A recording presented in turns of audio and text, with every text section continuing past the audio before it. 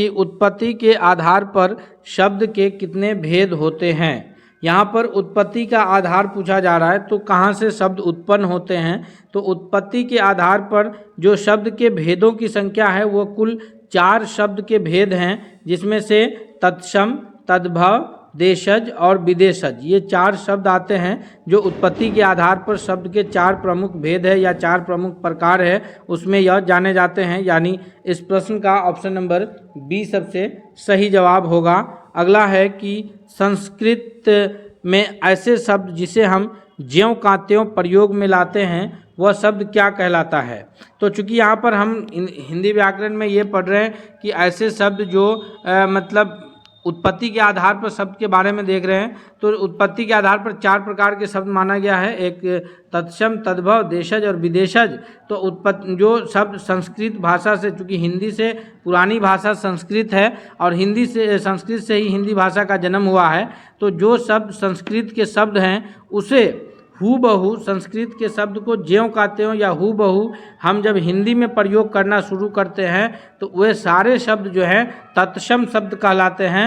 अर्थात option number A इस दूसरा का सबसे सही जवाब के रूप में उत्तर जाना जाएगा। नेक्स्ट प्रश्न है क्वेश्चन नंबर तीसरा है कि नीचे दिए गए विकल्पों में से तद्भव शब्द का चयन कीजिए। तद्भव शब्द पहले कहते किसको हैं, जब हम ये जान जाएंगे तो तद्भव शब्द चुनना हमारे लिए आसान होगा। तद्भव शब्द जो है वैसे शब्द को कहा जाता है जो संस्कृत के शब्द होते हैं, लेकिन उन्हें उस शब्दों को जो है मॉडिफाई करके यानी उसे चेंज करके जो है हिंदी में प्रयोग किया जाने लगता है, तो उसे तद्भव शब्द कहते हैं। कुछ ना कुछ उसमें परिवर्तन आता है, जैसे इसमें जो ऑप्शंस में शब्द हैं हमारे, उसमें मुँह जो है वो तद्भव शब्द होगा। फिर आप कहिएगा कि बैंक क्यों नहीं होगा, तो वो हम आगे इसमें जब आप पूरा वीडियो देखेंगे तो आपका वो कन्फ्यूजन दूर हो जाएगा। आइए थोड़ा सा हम लोग डेफिनेशन और उदाहरण को देखते हुए फिर प्रश्नों को भी हल करेंगे, क्योंकि हम इस सेट में जो है आपको डेफिनेशन यानी परिभाषा भी बताएंगे और उस पर प्रश्न भी आपसे कराएंगे। हम भी करें, उसका आंसर आप हमसे पहले कीजिएगा, तब जा करके जो है तैयारी अपनी बेहतर हो जाएगी। जैसे तत्सम शब्द की डेफिनेशन क्या है कि तत्सम शब्द संस्कृत भाषा, ये कहाँ से लिया गया है, संस्कृत भाषा के 2 शब्द तत् और सम से मिलकर बना है। तत् का अर्थ होता है तत् का अर्थ है उसके और सम का अर्थ है समान, यानी उसके समान। तो जो संस्कृत का शब्द है उसी के समान, यानी अर्थात क्या हो गया, ज्यों का त्यों। तो जिन शब्दों को संस्कृत से, मेन डिफिनेशन जो परिभाषा इसका यहाँ से है कि जिन शब्द को संस्कृत से बिना किसी परिवर्तन के ले लिया जाता है उसे तत्सम शब्द कहते हैं।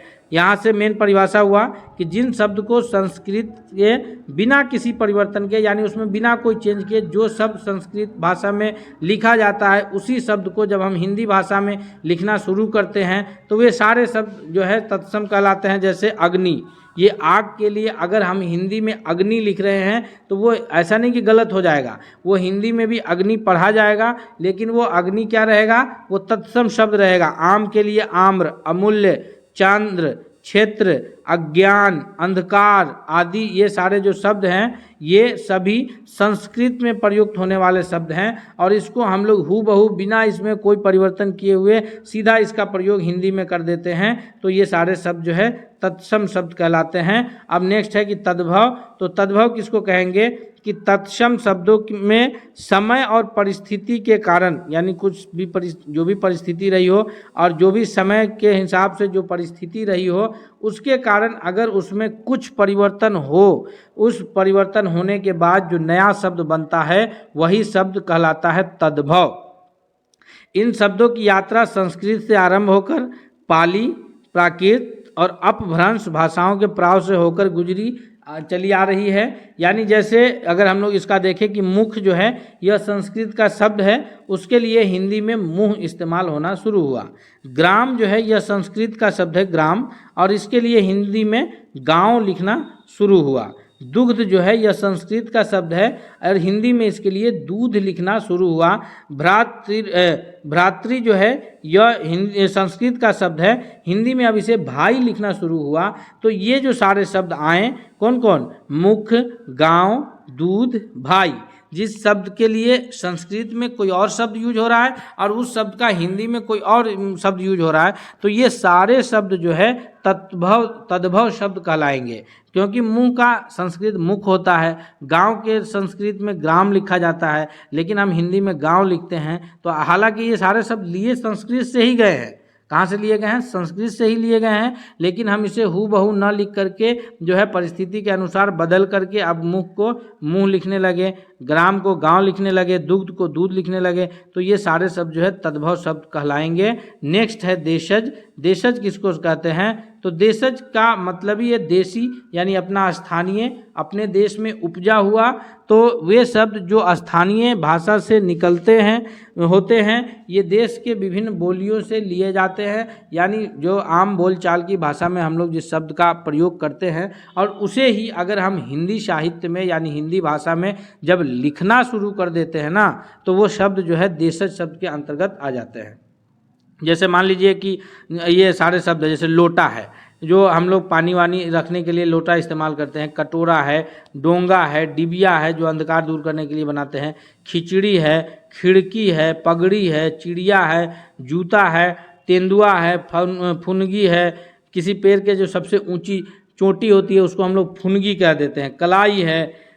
तो ये जो सारे शब्द हैं जो हम लोग आम बोलचाल की भाषा में क्षेत्रीय स्तर पे अगर हम किसी ये को पेड़ की चोटी कहें तो कोई समझ पाएगा, लेकिन हम उसको ये कहें कि फुनगी, तो हो सकता है कि हमारे इलाका के अतिरिक्त ये दूसरे इलाका के लोग शायद नहीं समझ पाएँ, या हिंदी भाषा वाले इलाका के अतिरिक्त अगर दक्षिण भारत की अन्य भाषाओं वाले राज्य की बात करें तो वो फुनगी शब्द को नहीं समझ पाएंगे। क्यों नहीं समझेंगे? क्योंकि उनके लिए जो है वर्ड है वो दूसरा वर्ड है, लेकिन हम लोग आम बोलचाल की भाषा से लेकर के इसे सीधा हिंदी में लिखना शुरू कर दिए। तो ये इस प्रकार के जितने भी शब्द हैं वो सारे शब्द क्या कहलाते हैं? देशज शब्द कहलाते हैं। यानी देश के, चूँकि अपने देश की अगर बात की जाए भारत की, तो यहाँ जो है भारतीय संविधान में ही 22 भाषाओं को दर्जा प्राप्त है, और हर राज्यों की अलग अलग राजभाषाएं हैं। तो इस हिसाब से और लगभग 1600 के आसपास यहाँ बोलियाँ बोली जाती है। अब नेक्स्ट है विदेशज शब्द है।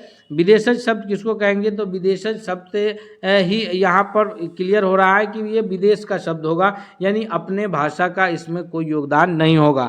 तो ऐसे शब्द जो विदेशों से लिए गए हों और इन शब्दों का प्रयोग हिंदी में बहुतायत किया जाता है, उसे विदेशज शब्द कहते हैं। विदेशी शब्द अरबी, फारसी, तुर्की, अंग्रेजी इत्यादि भाषाओं से लिया जा सकता है। जैसे अगर बात किया जाए फ़कीर, तो फ़कीर जो है यह उर्दू भाषा का ये है, तो यहाँ पर इसका इस्तेमाल हिंदी में भी अब हम लोग करते हैं फ़कीर, तो ये फारसी भाषा से फ़कीर लिया गया। चश्मा है, डॉक्टर है, डॉक्टर अंग्रेजी भाषा DOCTOR से सीधा हम लोग हिंदी में डॉक्टर लिखना शुरू कर दिए। टीचर को हिंदी में ही टीचर लिख दिए। इस प्रकार से जब हम लोग टीचर को टीचर लिख देते हैं, तो ये सारे शब्द जो अंग्रेजी के शब्द हैं, डॉक्टर हैं, टीचर है, इंजीनियर हैं, एक्टर हैं, इस सब को हम जब इंग्लिश को सीधा हिंदी में लिख देते हैं, बल्कि टीचर की जगह पे अध्यापक लिखे या डॉक्टर की जगह पे चिकित्सक लिखे, तो फिर वहाँ पर जो है वो शब्द अलग होगा। लेकिन डॉक्टर को सीधा हिंदी में डॉक्टर लिखे, टीचर को सीधा हिंदी में टीचर लिखे, तो इस प्रकार के जो शब्द लिखे जाते हैं और आजकल भाषा में ये सारे शब्द प्रयोग हो रहे हैं, तो इन्हीं शब्दों को विदेशज शब्द कहा जाता है। तो आइए कुछ और प्रश्न इस पर हम करके देखते हैं कि विदेशज शब्द में यानी तत्सम, तद्भव और देशज विदेशज पर किस प्रकार के प्रश्न बनेंगे जो परीक्षा की दृष्टि से लाभकारी होगा। तो अगला क्वेश्चन है कि निम्न में से कौन सा तत्सम शब्द है? तो अब बताइए, अब उद्गम है, खेत है, कोर्ट है, अजीब है। तो यहाँ पर अजीब जो है उर्दू भाषा का शब्द है, जो ये विदेशज शब्द हो जाएगा। कोर्ट जो है यह अंग्रेजी भाषा का शब्द है, यह भी विदेशज शब्द हो जाएगा।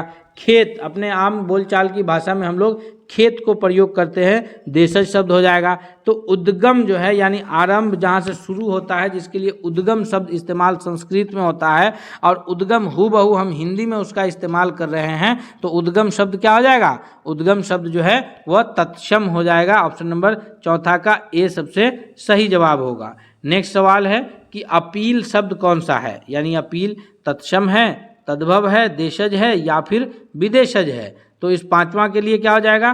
अपील जो है यह अंग्रेजी भाषा का शब्द है। अपील का मतलब होता है कि फिर से किसी बात को लेकर के बात रखना, तो ये विदेशज शब्द हो जाएगा, यानी ऑप्शन नंबर डी हो जाएगा।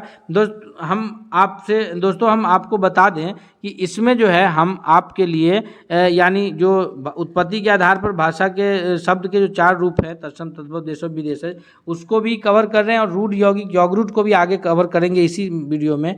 तो हम आपसे रिक्वेस्ट करेंगे कि आप अंत तक बने रहिएगा। साथ ही साथ आपसे यह भी रिक्वेस्ट है कि यदि आप हमारे चैनल पर नए हैं, अब तक सब्सक्राइब नहीं किया है, तो प्लीज़ आप सब्सक्राइब करके बेल आइकन को दबा लीजिए। और अगर किसी भी टॉपिक पर हिंदी व्याकरण में आपको किसी भी प्रकार का कोई क्वेश्चन है या कोई वीडियो चाहिए तो आप कमेंट करके हमें बता सकते हैं।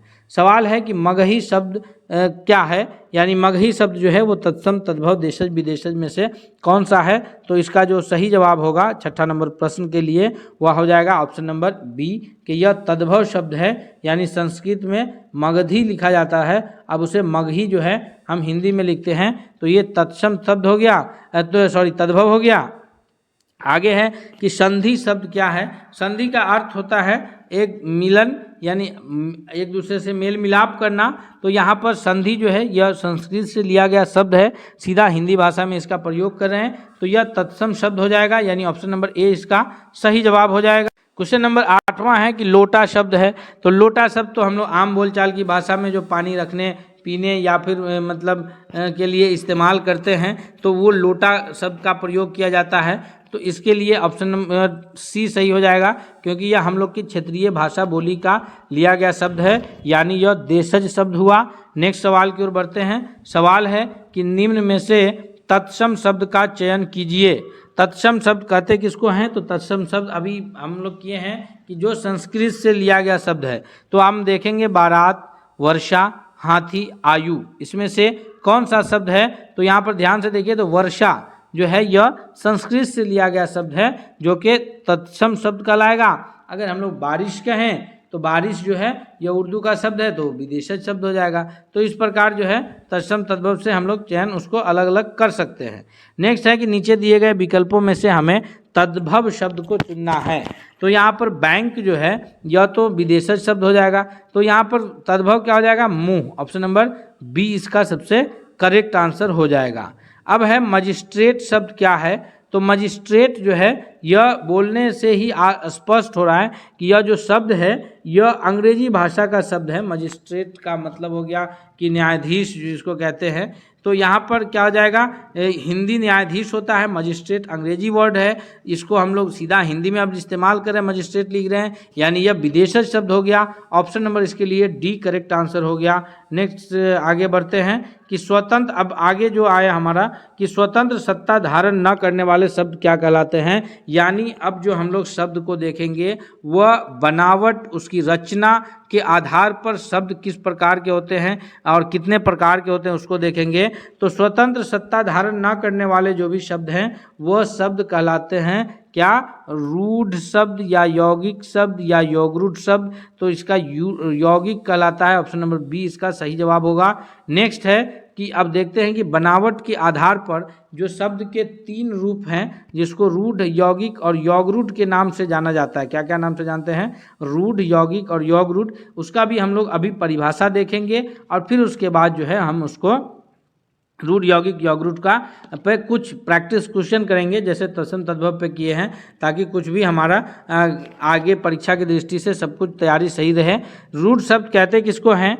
तो यह एक ऐसा शब्द होता है जिन्हें अलग अलग अक्षर में विभक्त करने पर उनके अक्षर सार्थक शब्द नहीं बनाते। यानी रूढ़ शब्द ऐसा है कि जो एक शब्द बन गया उसको अगर हम लोग डिवाइड करें, तोड़ें, तो उससे नया कोई शब्द उत्पन्न नहीं होगा, वो उसका कोई अर्थ ही नहीं रहेगा। जैसे यहाँ पर अगर हम लोग शब्द देखें अगर, तो अगर को अगर हम लोग तोड़ते हैं तो अ प्लस गर, न अ का अर्थ आ रहा है न गर का अर्थ आ रहा है। या अग को एक साथ कर दे अग प्लस र, तो भी कोई सार्थक अर्थ नहीं आ रहा है। अगर महल की स्थिति में देखें तो मह प्लस ल, कोई अर्थ नहीं। या फिर म जोर हल, तो यहाँ पर म का कोई अर्थ नहीं आ रहा है, हल का एक नया वर्ड बन जा रहा है। तो इस प्रकार ये जो मतलब ऐसे शब्द हैं ये सब कि इसको हम लोग तोड़ते हैं तो उनमें से अक्षरों का कोई सार्थक अर्थ बनता नहीं है तो उस प्रकार के जितने भी शब्द हैं वो सारे शब्द जो है रूढ़ शब्द कहलाते हैं। अगर, कुर्सी, ऐनक, महल, ये सबको तोड़ने पर नया कोई, या अगर महल को तोड़े महल, तो इसमें क्या नया आया, कोई नया शब्द नहीं बन रहा है। तो इस प्रकार जो है ये महल का कोई अर्थ रहता नहीं है। आगे यौगिक है, तो यौगिक विज्ञान में भी पढ़े होइएगा कि यौगिक जो है वो कंपाउंड अर्थ होता है। इंग्लिश में यौगिक को कंपाउंड कहते हैं। तो इसका क्या है कि दो या दो से अधिक, हमेशा यौगिक में यही रसायन में भी पढ़ा जाता है कि दो या दो से अधिक जो है तत्व के मिलने से यौगिक बनता है। तो यहाँ भी हम लोग वही पढ़ेंगे कि दो या दो से अधिक सार्थक शब्दों से मिलने से, सार्थक यानी जिसका एक सही अर्थ निकलता हो, तो दो या दो से अधिक सार्थक शब्द यानी ऐसा शब्द जिसका सही अर्थ निकलता हो, उसके मिलने से जो नया शब्द बनेगा वो शब्द यौगिक कहलाएगा। दो या दो से अधिक शब्दों सार्थक शब्दों के मिलने से, यानी ऐसे कोई निरर्थक शब्द, जैसे हम बोले कि ह आ ल, तो ये निरर्थक ये है, इसको मतलब नहीं बनाया जा सकता है पन प्लस घट, तो मिलके पनघट तो वर्ड बनेगा, लेकिन पन और घट का कोई मानी निकलेगा नहीं, तो वो सार्थक नहीं हुआ। पन और घट सार्थक नहीं हुआ। तो जहाँ सार्थक शब्दों का समूह होगा और एक साथ मिलेगा वही शब्द यौगिक कहलाएगा।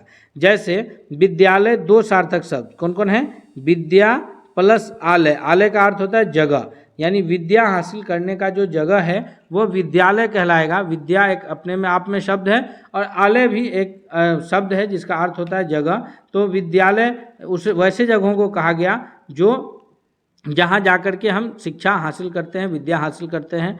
रवि प्लस इंद्र, रविंद्र हुआ। रवि का अर्थ होता है प्रकाश, इंद्र का भी अपना एक अर्थ है। तो इस प्रकार रविंद्र जो शब्द होगा वो यौगिक शब्द होगा, क्योंकि ये दो सार्थक शब्दों से मिलकर बना है। तो दो या दो से अधिक भी सार्थक शब्दों का समूह हो सकता है, वो क्या कहलाएगा, वो कहलाएगा यौगिक शब्द।